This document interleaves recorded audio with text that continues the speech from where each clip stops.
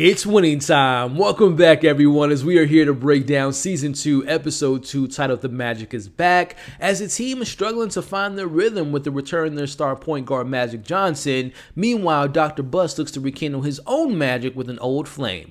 We'll be discussing that and much more in today's breakdown, but before we get into my thoughts of this episode, make sure to share yours in the comments below. How did you all feel about how this episode captured the disconnect going on with the team during this time? But also, did things seem to go a little bit too fast for you all with us ending in the first round of the playoffs? And how did you all feel about the subplot involving Dr. Bus and his family? Let me know your thoughts on that in the comments section as we have an episode to break down. Full spoilers ahead. The big question is, how did the team feel about their star player Magic Johnson returning? Well, some players weren't that happy, as we can see in this first scene, but Magic Johnson couldn't be happier to making his return. Speaking of happy, every time Jerry West is on screen, I get a big smile on my face as he simply puts it, it's basketball, not rocket science. As we see the Lakers practicing for the first time with their star back on the court, things aren't the same for Magic. He's not in a good offensive rhythm, he's not used to the system, and things just aren't the same. But that's issues on the court.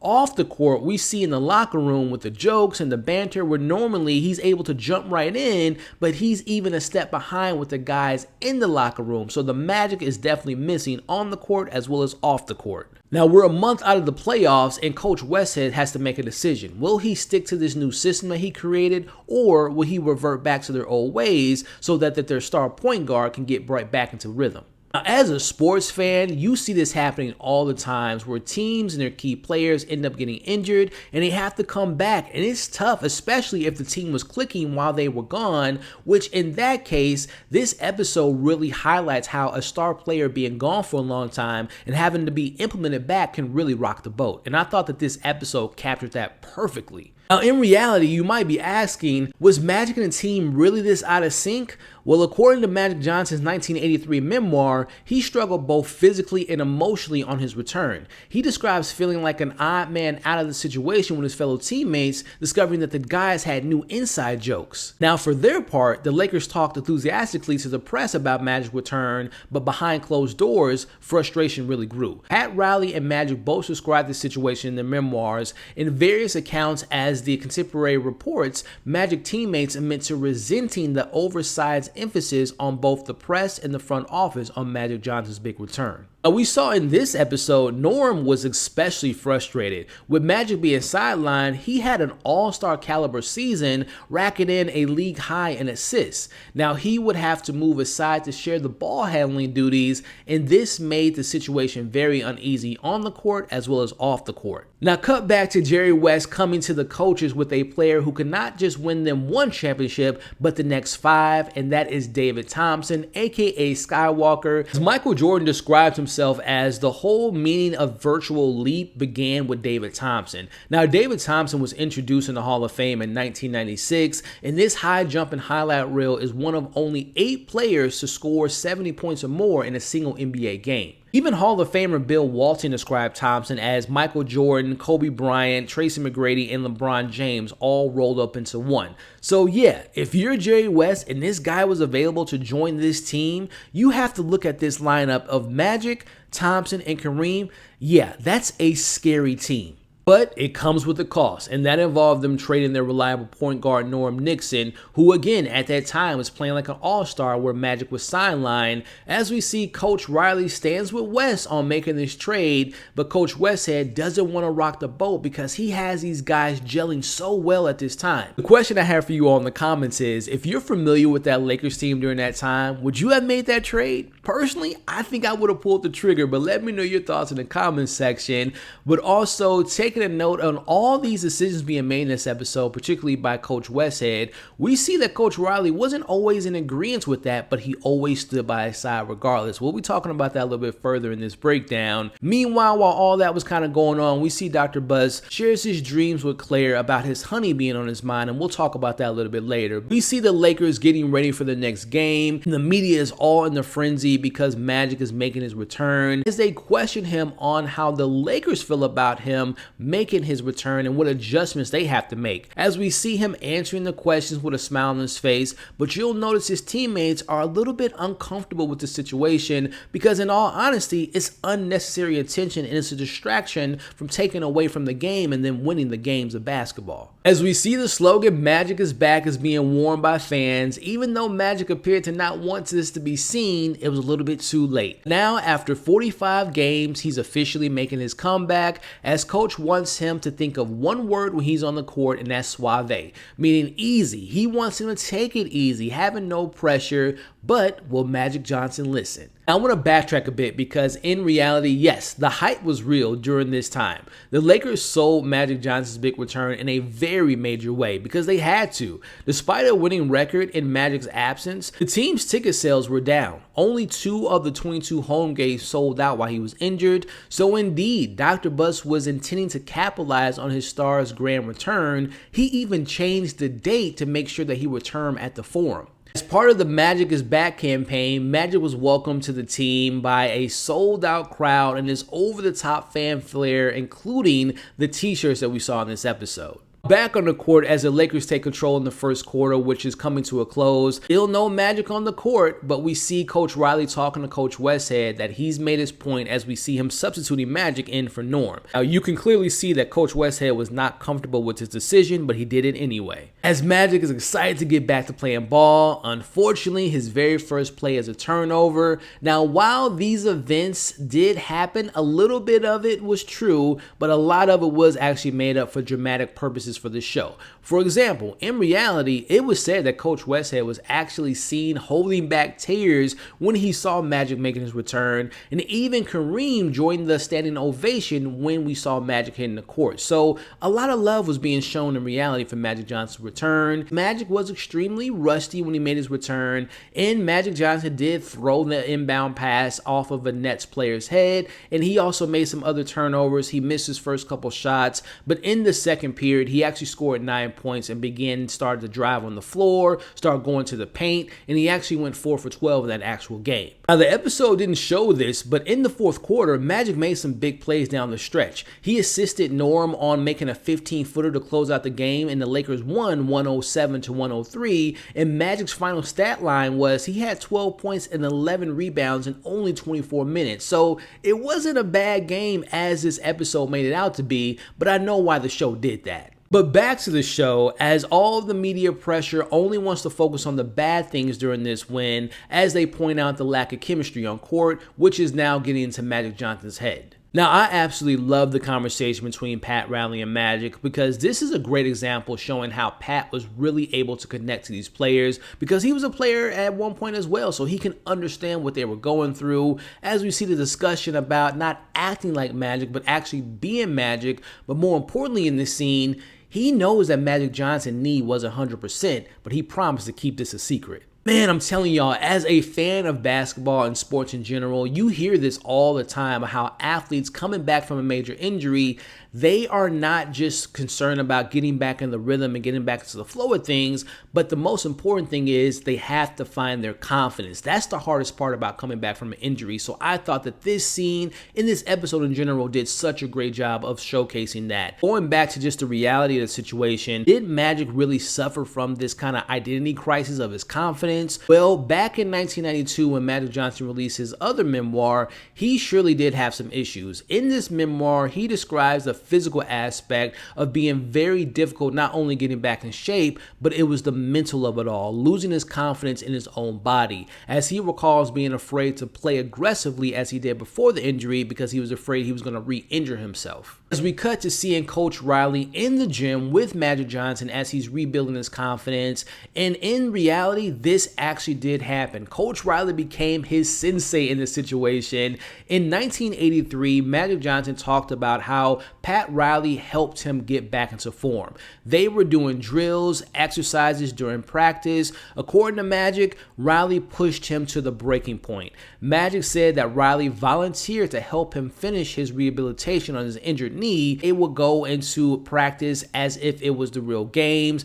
They were doing sprints, defensive sliding drills, steals, rebounding. 34, 45 minutes after practice, they were working to get Magic back into basketball shape, but also rebuilding his confidence. I love these type of stories about these two legends. Now, back with the Buss family and his kids, we see that Jeannie continues to show that she's the closest thing to her father, more so than the boys, as she's pushing to have one of their key tennis players being back in the game versus her focusing on her dating life, which was actually she was dating Johnny at the time. As we see that her plot, Jeannie dealing with the whole identity crisis of who she is. Is she someone outside the shadow of her father? Which, speaking of her father, we see that he's going on his dinner date with one of his old flames by the name of Honey, and he asks her to stick around. I'm gonna be honest with you all, the whole Dr. Buss and his Honey situation and Jeannie and her plot, it didn't really jive well with this episode. Speaking of like Magic Johnson and the team trying to get back into rhythm,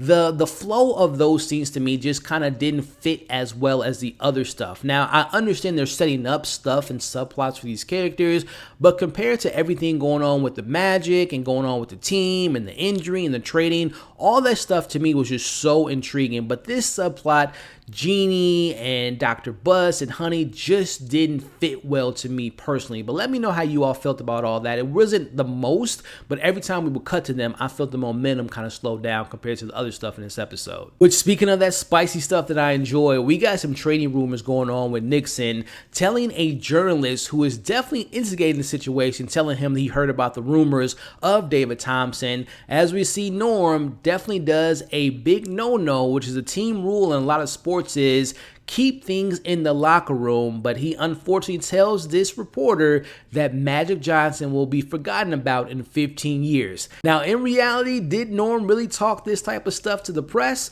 Well, he certainly did. He did say that in 15 years that Magic Johnson will be forgotten about. Although in this episode, that was a fictional journalist that didn't really live in reality, Norman did say on record to a journalist that exact quote. Now, Norm was known to giving off-the-records commentary to reporters. Oftentimes, he shared his frustration with him and Magic and other teammates, but this time, Norm took it way too far.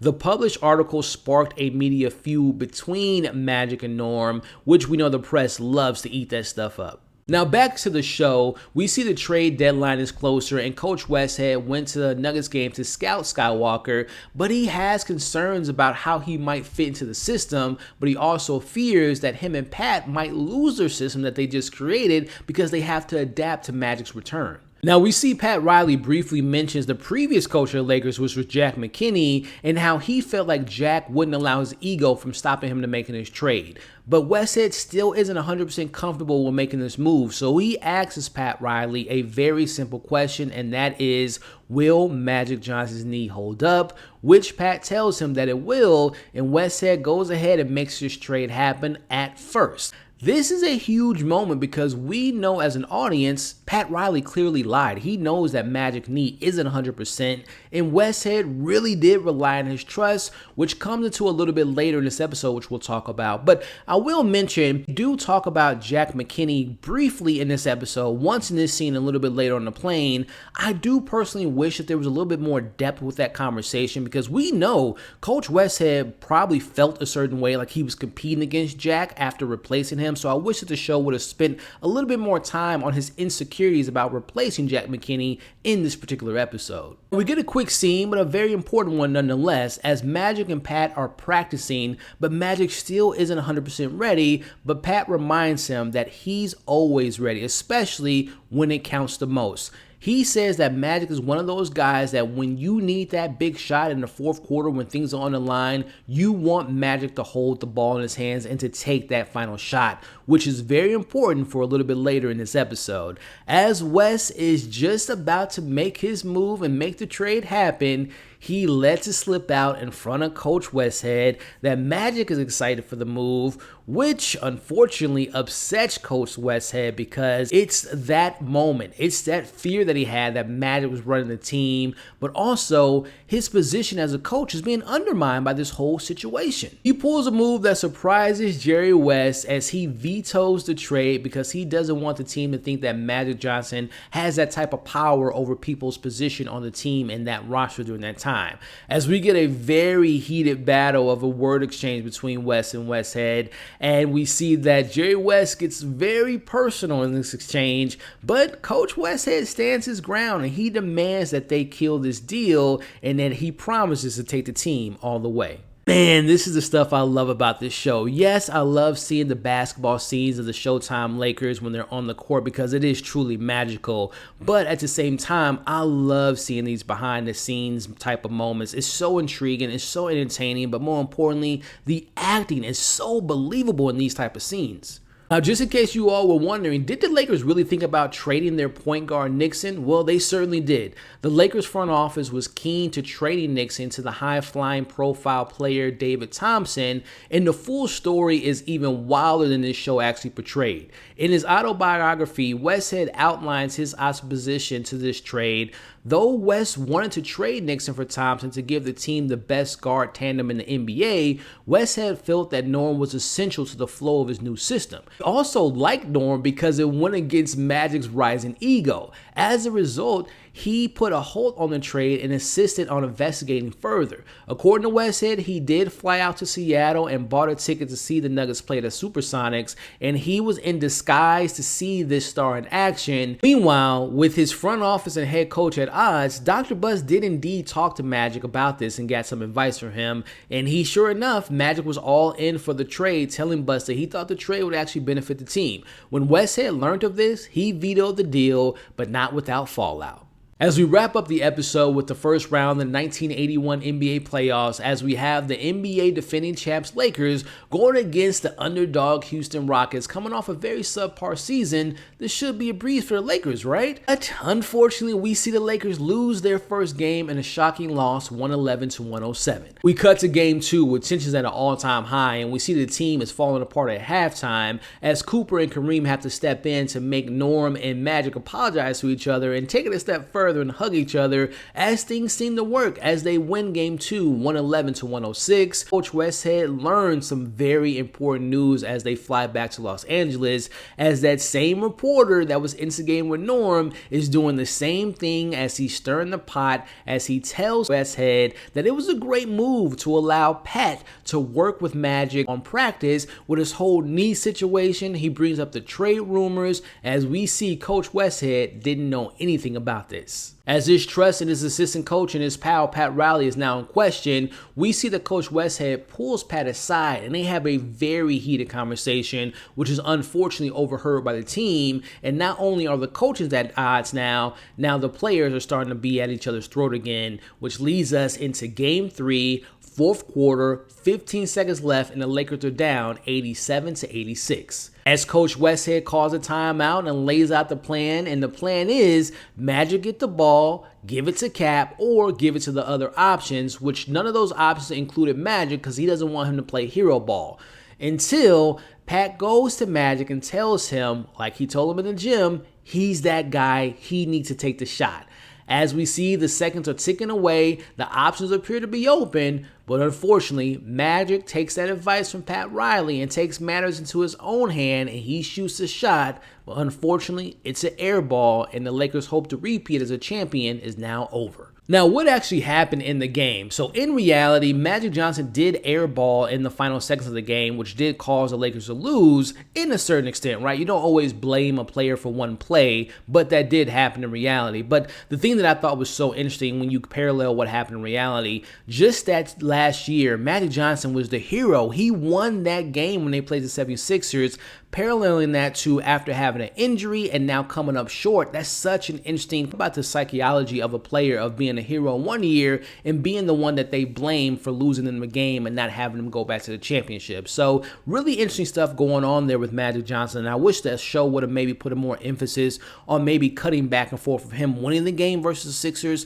to him potentially losing the game versus the Rockets in this first round. But just to give you guys a little bit more context of the actual game, Magic did have a pretty poor game in reality. He shot like 2 for 14, missing foul shots. He missed some 2 key free throws with 30 seconds left. So it was, in reality, a very bad game for Magic Johnson. So the big question this episode ends with is, what happens now with the Lakers just coming off a championship and getting eliminated in the first round to a very underwhelming Houston Rockets team, who did, by the way, have Moses Malone, so they weren't like completely washed up, but they were way less superior than the Lakers during that time. So what will Dr. Bust do? Will Coach Westhead come back as coach? I know what happens in reality, but for those that aren't too familiar with the Lakers franchise, you guys are in for a treat for next week. So just before we wrap things up, overall, I thought this episode did a great job of showcasing the NBA behind the scenes, team chemistry, injured players coming back, rocking the boat, trading rumors, all that stuff was excellent to me. But my criticisms go into, I did feel like things happened a little bit too quickly to me. I wish that they would have spent more time on the regular season showing how the new system was being interrupted by Magic Johnson's return and the struggles that went into that. But more particularly, I wish they would have focused more on this playoff series. Like, we could have had a whole episode focusing on this series alone, because it's a huge loss for the Lakers. Coming off of a championship win and losing the first round's a pretty big deal. So I do feel like the episode went through the motions way too quickly for my personal taste. But also, speaking of taste, I'm missing Dr. Bust and Magic Johnson relationship in not only this episode, but the season so far. Obviously, we have more episodes to explore that relationship, but I feel like that relationship hasn't been highlighted as well as it was in first season here. But also, Dr. Bust and his honey situation and the kids subplot, it isn't that interesting, at least in these first two episodes, especially this episode. So those are my main criticisms, but overall, the basketball stuff, the trading rumors, the team chemistry, the industry stuff, that stuff was fantastic. But hey, that's my thoughts on the episode. Now it's your turn to let me know your thoughts, your pros, your cons, what you think about all the stuff that we got, what worked, what didn't work. Let me know your thoughts in the comments below. Before we wrap things up, I want to take the time to thank you all for watching this breakdown. If you all could, if you appreciate today's breakdown, consider hitting the like button, sharing the breakdown, leaving your thoughts in the comments, and of course, consider subscribing to the channel and hitting that notification bell. That way you don't miss any of my Winning Time content. You all have been awesome. Hope you enjoyed today's breakdown. As you can see on the screen now, consider subscribing to the channel, checking out my other breakdowns for this show, checking out my most recent breakdown, and I'll catch you all on the next video.